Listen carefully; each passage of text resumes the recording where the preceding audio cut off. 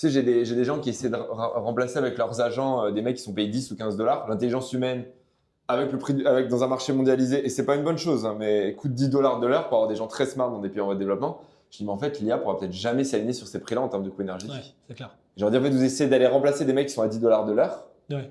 En fait, ces mecs à 10 dollars de l'heure, vous pouvez pas aller les chercher parce qu'avant qu'on ait une IA qui raisonne aussi bien que ces mecs-là brillants qui sont dans un pays Mm. à très bas salaire et qui vivent dans des conditions qu'on peut considérer comme pas normales. Mais n'empêche que bah, malheureusement, avant d'avoir une IA, notamment pour du vocal, quand tu vois le coût à la minute, et bah, avant que tu puisses arriver à parler 60 minutes à ce prix-là, c'est chaud quoi. Ouais, c'est clair. Et c'est intéressant parce que tu vois, j'ai un pote par exemple qui fait du.